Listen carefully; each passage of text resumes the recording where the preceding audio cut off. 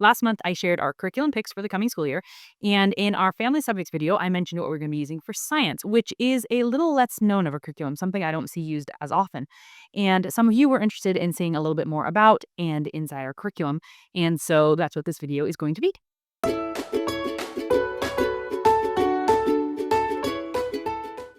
Hi and welcome. Thanks for joining me today. So if you're new to this channel, I'm a young homeschool mom of 3. This coming school year, I will have a first grader, a kindergartner, and a toddler. I'm also a second generation homeschool mom. So it's been lots of fun learning how to homeschool, not just be homeschooled.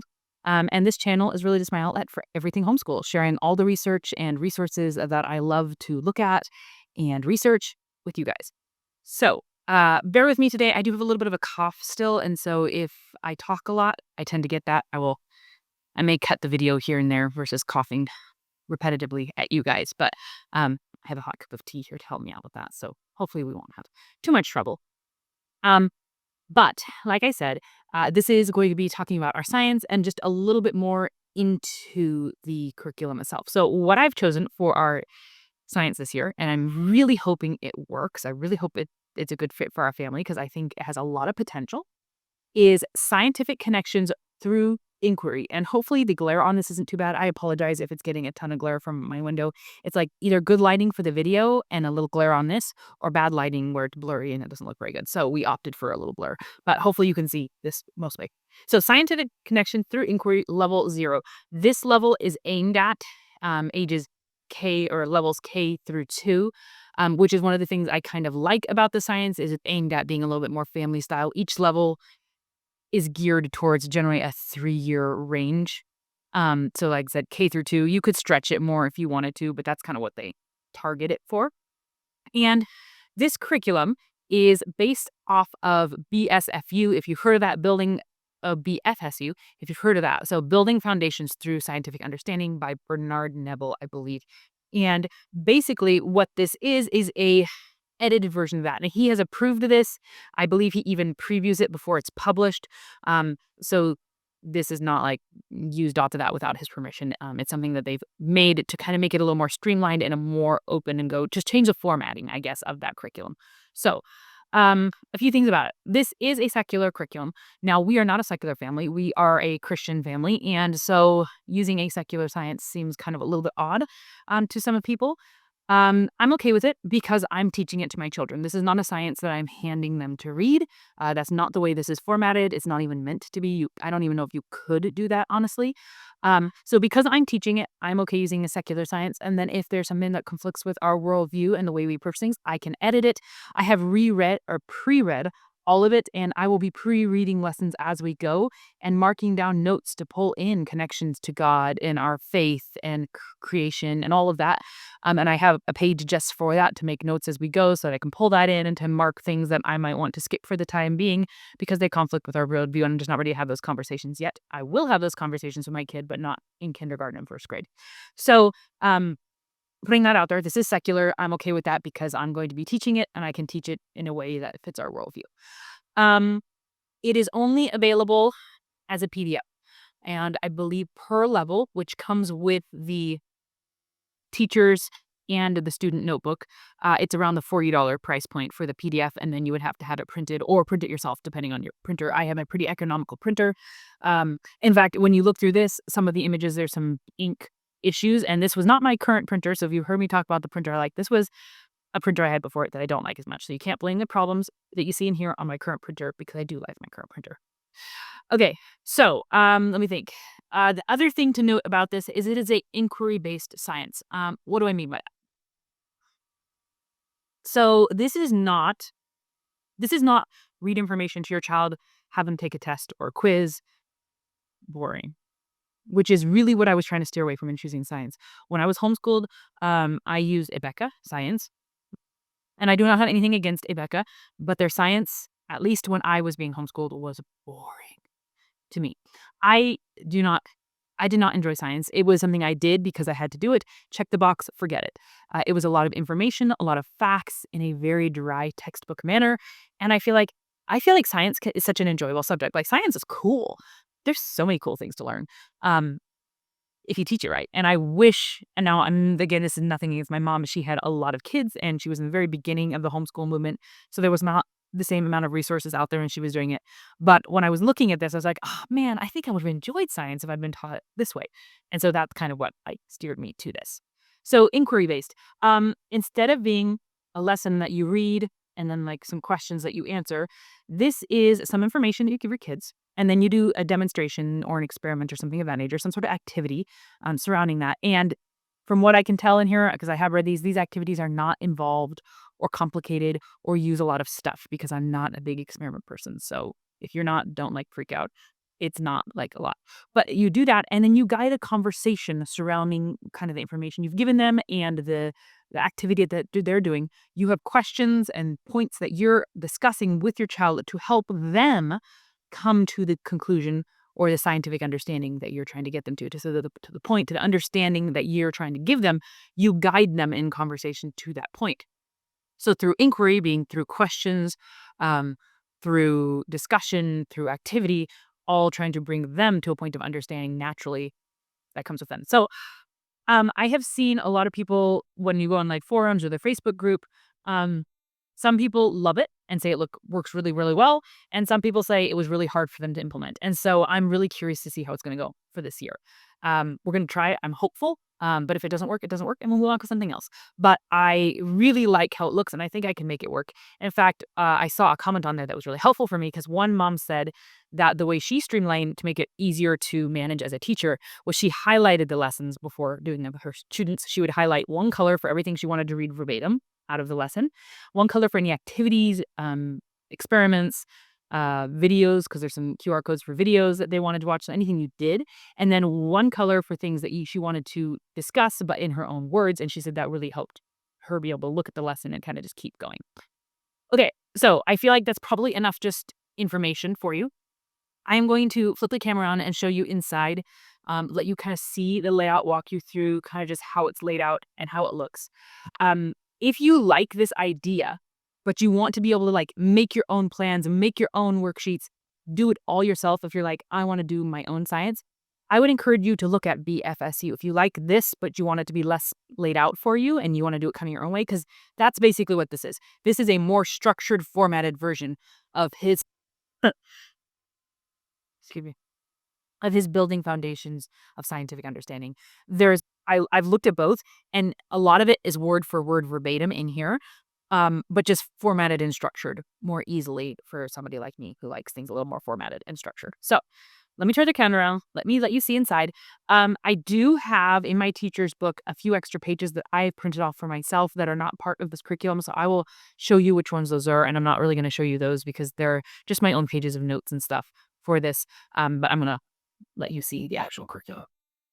So the PDF that you purchase comes with a teacher's manual and a student notebook. I will give you a quick flip through of this after I walk you through the teacher's manual a little bit more. Okay, so Scientific Connections, the first edition, they have, I believe, 6 levels of this. They are currently writing level 2, and then their 6 levels will be complete. So I am looking forward to being able to use the following levels should we need it. Let's see what we have here. So some introduction pages. This is a page that I did myself and added. Dedication and introduction material. So we have our table of contents here. This is laid out in units with, I would say, 3 to 5 sessions per unit. So we have, introduction supplies. We have an organization unit, living and not living, states of matter, energy, gravity, plant and animal, air, day and night, another one on matter, another one on energy, materials, force, life cycles. And so that's kind of the units. They're broken up like that. And then within each is a number of sessions. And they have a recommended schedule, which I will show you is like how many sessions they would recommend a week to do this in a 32-week schedule. So here is the author, the illustrator, and then the author of the Building Foundations from Scientific Understanding that this is built upon. And then we have a little bit of an introduction, the purpose, how they recommended formatting discussions, activities, talking through the different pieces of this material, and just kind of their goals and their methods and why they do this material the way they do this. And I did find this helpful to read through. I actually enjoyed this. It was a good read. Um, so there's quite a bit of it. So I feel like, and then how to implement it. I feel like it was quite a bit of information that I actually really appreciated listening, and then some things on how to ask questions with your children. And then we have an upfront supplies list broken out by unit of what you might need. Most of these are really simple. Like we've got water and various other liquids, various solemn items, 3 boxes, freezer safe container, butter, candle, lighter, cooking pot, drinking, or glasses. Like I think everything in this unit I have at home. So I think there's going to be very few things that would be something I would have to go purchase, which I really, really like, especially for an early elementary science. I don't feel like I need to go buy a whole $100 kit just to do science with my children. Okay, so then we have the schedule, how they would break out these units. So again, they label them by unit, and then they have it by week, and the sessions listed by week. So they have this, oh, I said 32-week. It's actually a 36-week layout if you want to do it their way. And if you do it their way, that would be doing 1 to 2 sessions a week, which would, I think you could do a session in one sitting. So I would say doing science twice a week, roughly, to do a 36-week cycle.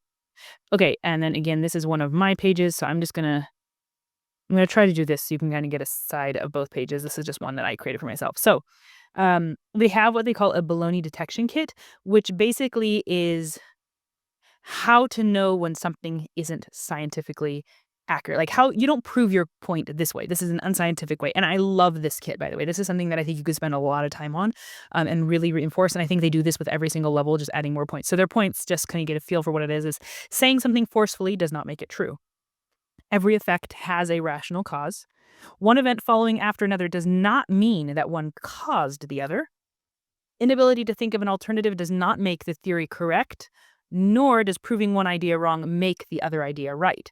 And then beware of generalizing from specific to universal. And I think these are excellent things to discuss with children, especially in our day and age when you hear so much being spoken in so many ways. Like, is this scientific or is this just being said in a way that sounds scientific or sounds factual? And then this sticky note is something I actually added. It's a little book that I felt like would coincide with this lesson really, really well. Okay, so then they have your activity to discuss with your children, talking about these points. And then we move into our first unit. And again, let's see, these are mine. So let me move these out of the way. This is so minusing this middle section. I'm sorry, I know this is a little bit sloppy, but I really didn't want to undo the whole binding and take out all these pages. So without this one in the middle, this would be what it looks like.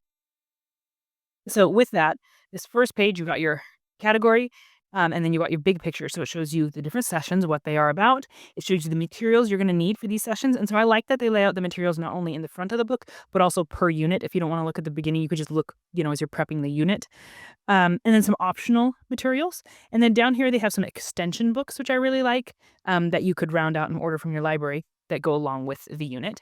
And then over here, we have the overview, kind of what this is all about, and the connections to other areas of study or to anything that we've learned. So just some connection points. Okay, and then we would get into what I would say lesson 1, they call session 1. And if you have the Building Foundations of Scientific Understanding, they do actually link what lesson in that book this lesson is based on. So these are really well comparable, or you could use them side by side. If you wanted to, I think that would be an overload. I don't think you need to, but they have that point, which I appreciate.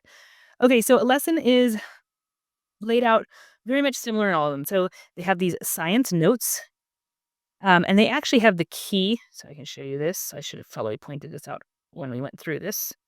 The key for all of these in the very beginning. There we go.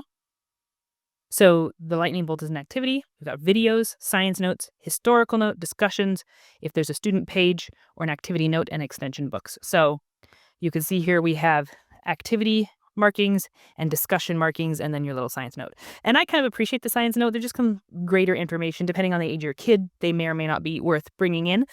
But this is finding existing categories. We're discussing organization.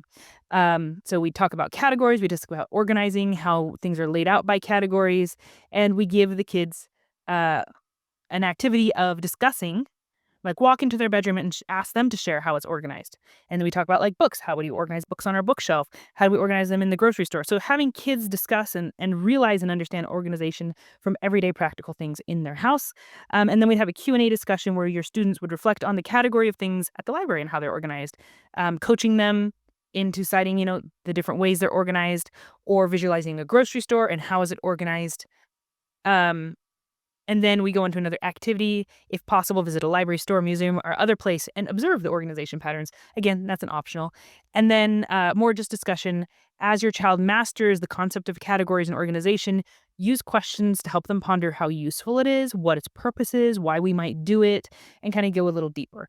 Now, the very beginning lessons are super simple. And again, this is geared for K through 2. So they do keep their lessons pretty simple. And I appreciate it. I think it makes it really manageable. They're not gonna be these huge things.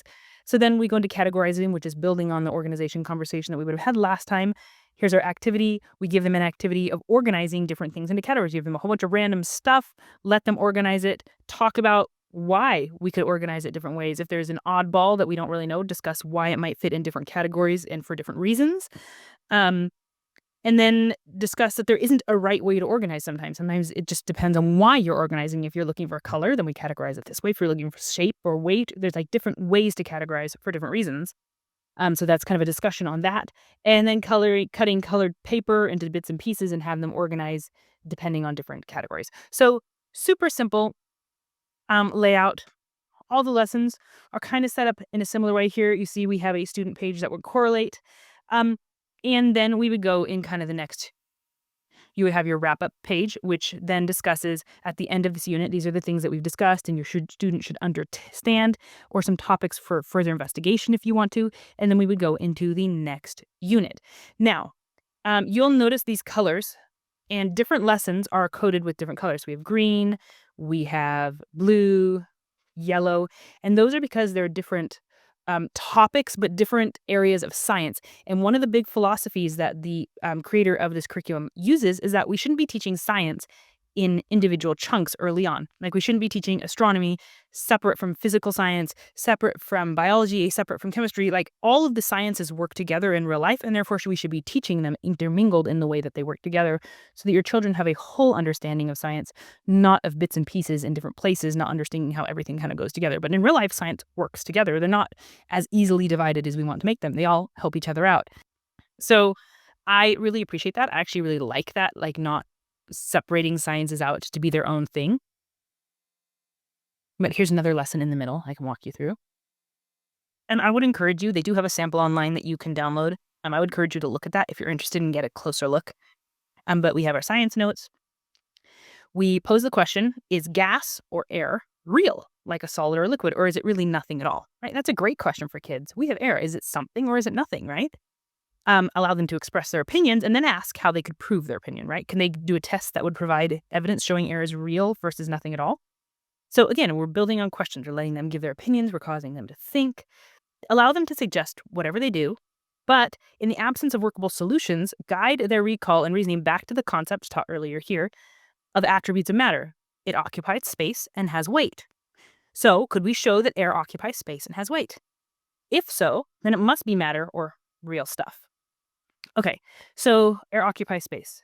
So we challenge our students to come up with ways to do it, but here's a way we can do it. We could first blow up a balloon, blow some bubbles, or blow air into water using a straw, right? Showing that air is pushing the water aside and therefore it takes up space. Okay. Another one is to turn your glass upside down into water, showing that the water doesn't fill the glass because the air is there taking up space, which is a quality of matter. So that would be showing that air occupies space. And then air has mass, and so they would do this by blowing up a balloon and putting on this little scale. You put two empty balloons, and they equal the same. They tell you how to make this. And then you would blow one balloon up, and you see that it's a little bit heavier on the side, that the balloon is blown up, showing that the air inside actually does have weight to it. So proving that air has weight or mass, not just occupies space. And then after all that, they have a little video that you can watch and then guide your students in reasoning that the attributes of matter are occupying space and having weight. So we can now demonstrate it with these activities that air takes up space and has weight. Therefore, it is matter. And it's a state of matter that we call gas. So I love the way this is just so understandable for me as a young child, and that they come to the conclusion themselves. They see science working. They see how you can discuss and experiment. Like you have a theory, is air matter, right? And then we go and we actually figure it out with scientific experiments. Is air matter? In a way, we prove our theories. So I just really like the way this is laid out. I'm really, really hopeful that it is going to work well for us this year.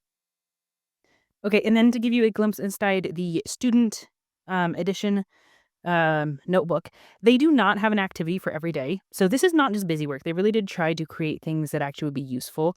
And so they don't have an activity every day. They have 1 to 2 student pages per unit, I would say.